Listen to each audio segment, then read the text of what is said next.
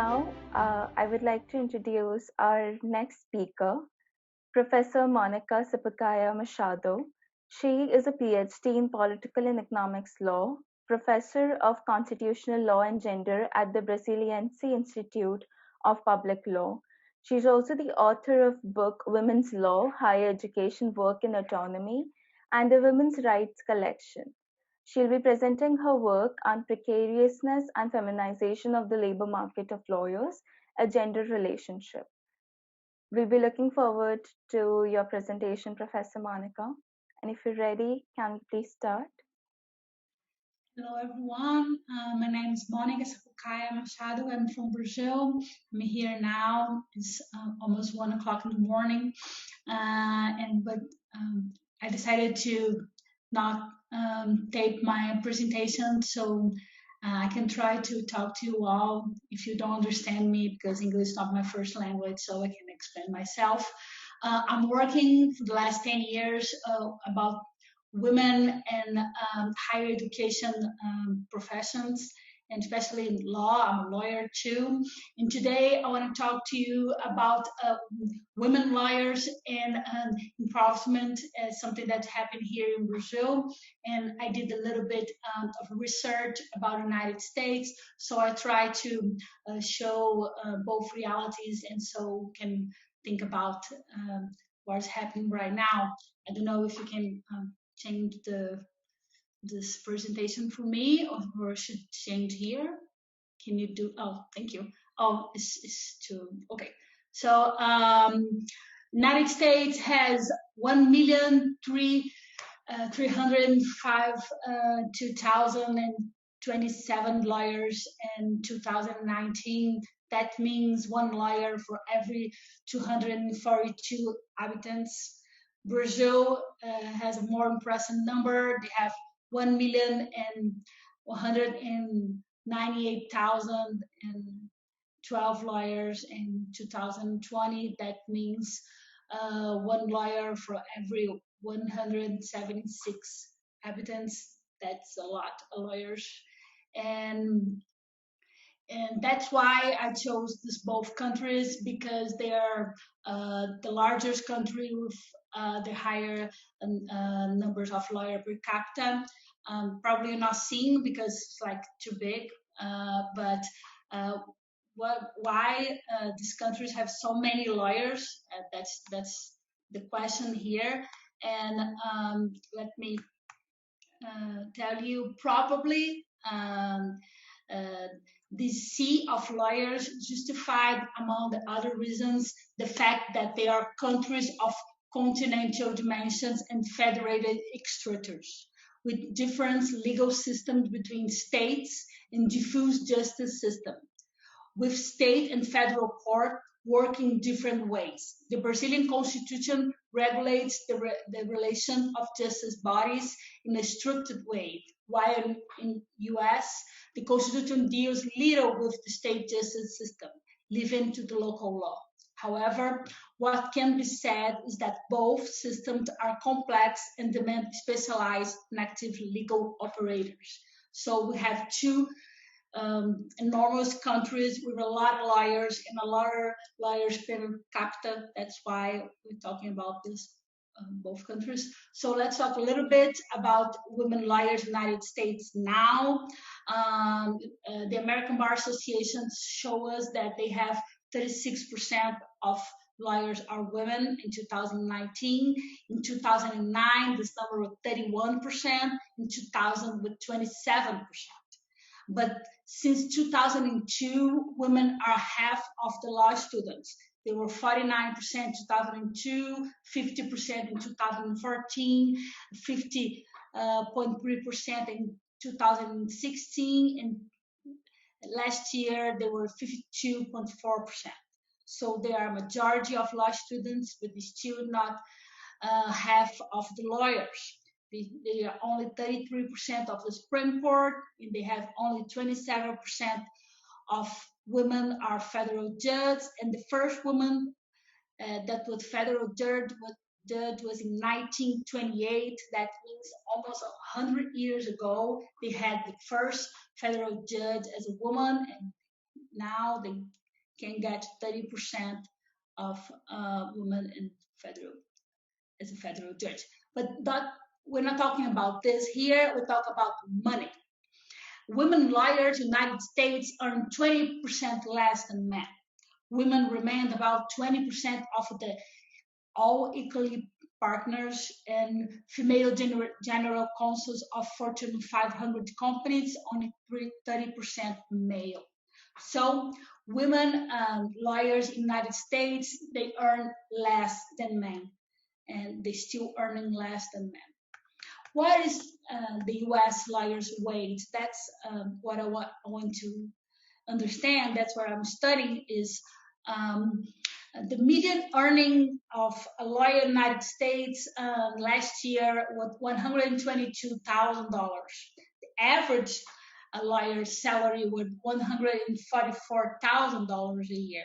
That means that the top lawyers, the rich and powerful, the television Hollywood lawyers that we all see in the movies, they earn a lot more than their colleagues because the average lawyer is $22,000 more than the median earners. Okay, but the first year law firm associated normally earns $155,000 a year.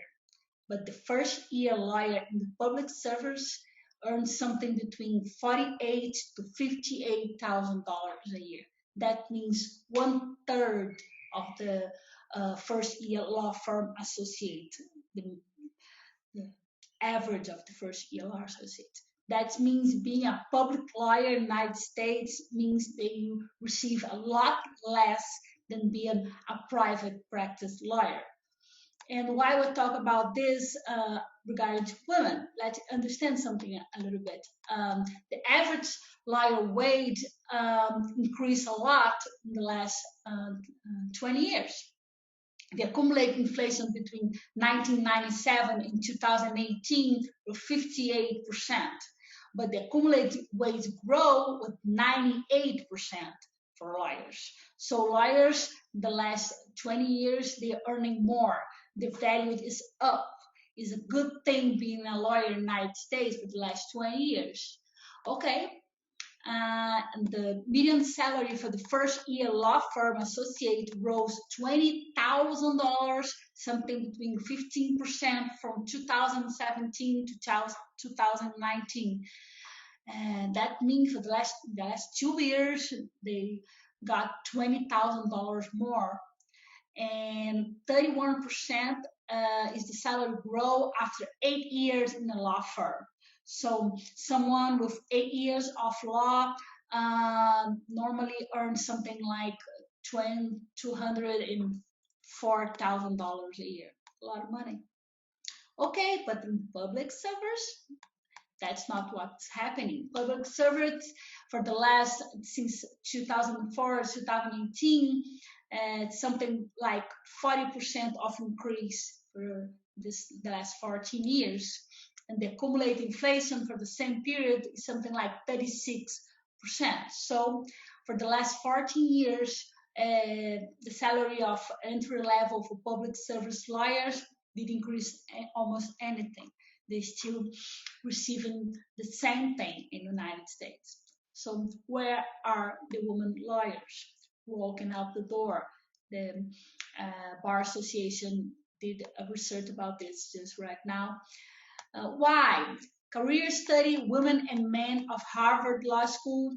We don't have a data for all public service United States, but we have this work for Harvard Law School. They show the class of 1975, class of 1985, 95, 2000 are now, these women are now in public service. 55% of the class of 75, 75 is now in public service. 46% of class of 85 now in public service. 37 of 95 are in public service, and then grow again for 47% of the class of 2000 are in public service. They didn't begin in public service. They begin in the private service, almost all of them, but then they all went to public service. We all know, because it's easier sometimes to accommodate home life and work life and all the other problems that women deal with when working and working outside home. We all know what we need to lead. But what I want to show is that that means that where women are in public service are losing their value. Being a lawyer in the United States is still an economically advantageous profession, and perhaps that's why it has remained in the hands of men, regardless in the niche of the women majority. The devaluation is notable. That means law is not a feminized profession yet in the United States, but where women are the majority, they still earn less and the profession is losing value. Brazilian lawyers are a little bit different. Brazilian Bar Association 2020, women are 49% of the lawyers, but they are 65% almost of lawyers up to 25 years old and 55% of lawyers up to 40 years old. Law students, women are 55% of law students, but still earn 35% less than men. And we have only 18 women in Supreme Court and never were a president of the National Bar Association, Brazilian National Bar Association. But in Brazil, women are the majority of lawyers working right now.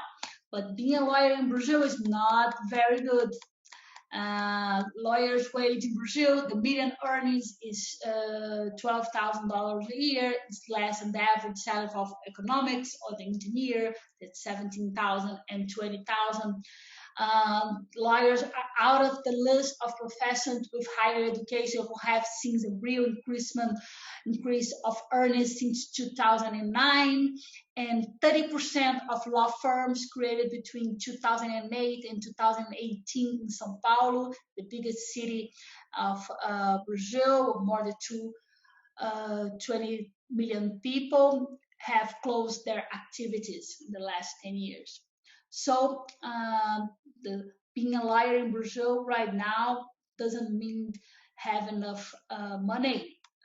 That's something that we need to understand, and law schools are in the middle of this problem. The winner, Brazil has more than 1,600 law schools. Academics understand that Brazil has more law schools than all the other countries together.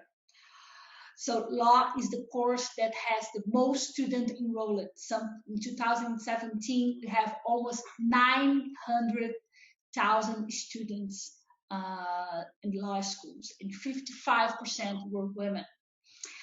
Law is the second course with the most significant numbers of vacancies, accounting for more than 10% of all university vacancies in the country. So if you want to be a law student in Brazil, it's easy. You have a lot of schools, not all of them are good schools, but they have a lot of schools. It's easy to get in, easy to study law. And so when women had the chance to go to university and law schools started to open, and they started to go to law school, and that's not doing very good for us. In 1990, we used to have 200 law schools. In 2020, we have 1,600 law schools. That means 8 times in 30 years. And that's a lot of schools, and that's creating a problem. And over here, the data show that in Brazil, studying law and practicing law is not in the process of feminization, but has been feminized, with women being the most significant number of law students and lawyers, especially in the beginning of their career. The expansion of law schools and lawyers is related to the country opening and the implementation of neoliberal economic program, which boosted the privatization of public companies and demanded a legal shop floor. Brazil has an impressive number of lawsuits. The sum of cases awaiting decisions with new cases amount to 100 million lawsuits. Because of the increase of demand, the legal market included women, but at the same time, precariousness the profession. That means when women are the majority, we lost the value, the profession is losing value. So and that's something that I'm studying right now here in Brazil, try to understand what we can do now with the internet and the artificial intelligence in law. That's something that we're gonna need to understand. So that's the paper that I'm writing right now and I wanted to share with you. Thank you very much.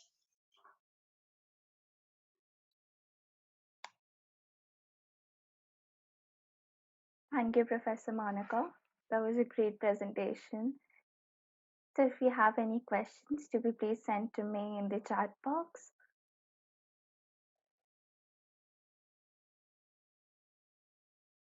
Meanwhile, Professor, I just had this one question while I was listening to your presentation.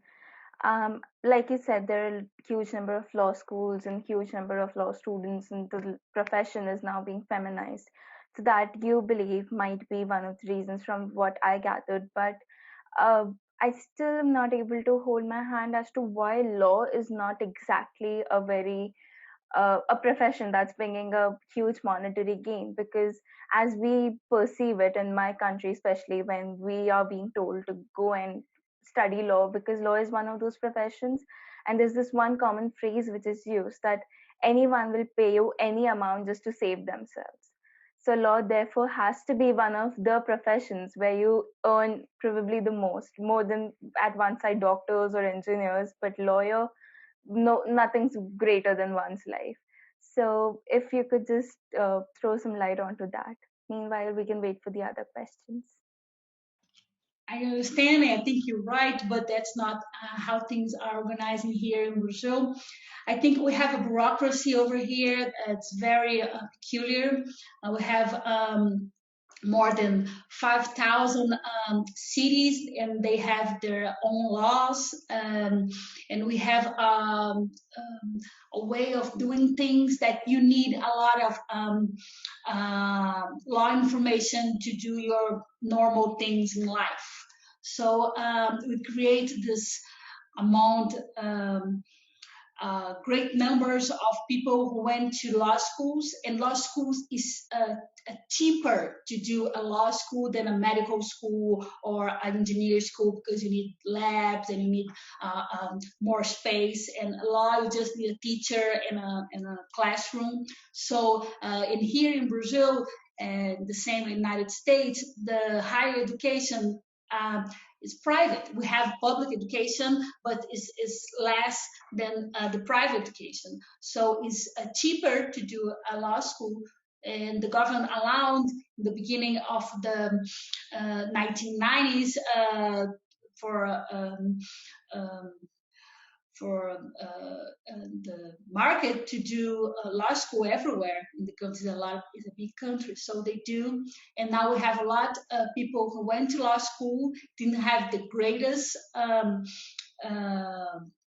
law experience, because they don't have enough teachers, don't have enough books, don't have enough space to do this, and they're not great lawyers, or sometimes they are, but they have the great opportunities, and women are in the middle of this problem right now, and we don't know what's going to happen.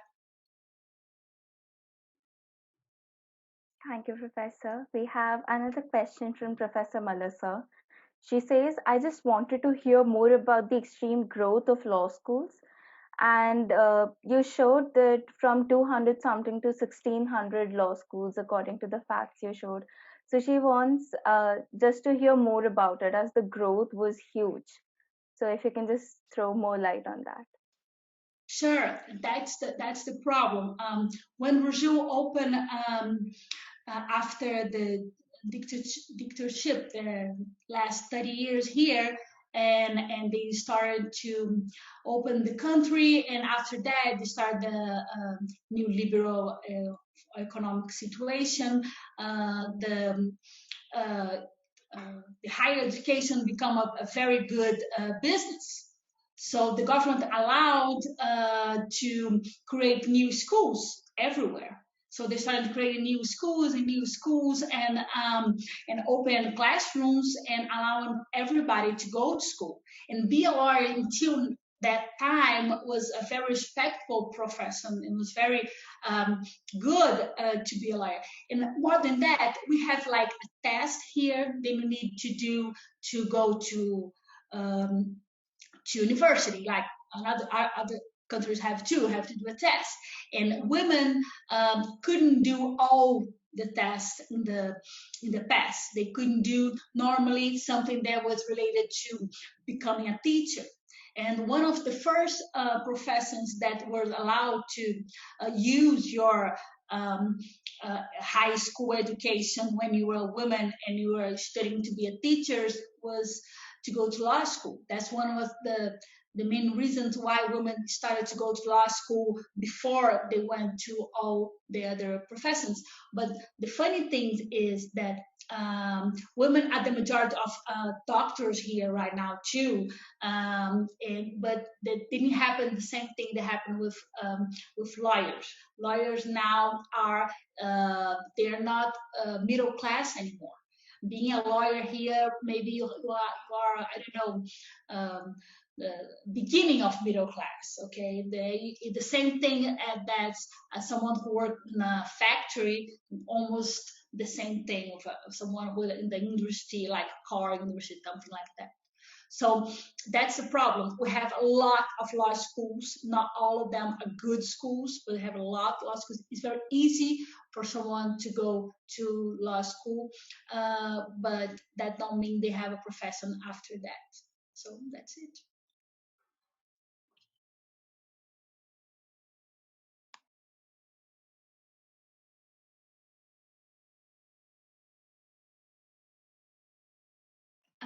We're not here. Yeah, I was saying the thank you. I hope you answered Melissa's query.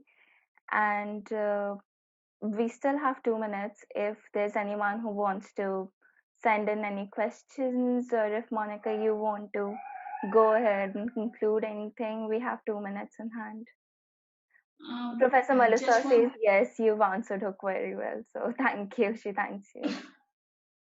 I just want to thank you for the opportunity and say that law is changing, and teaching law is gonna be very different the next 5 or 10 years, and we need to be prepared for this new world. And I think it's great that we can exchange experience from all other countries in the world. So that's it, and hope to hear from all of you soon. Bye. Thank you so much. I think we can move on to our next presentation now. Um,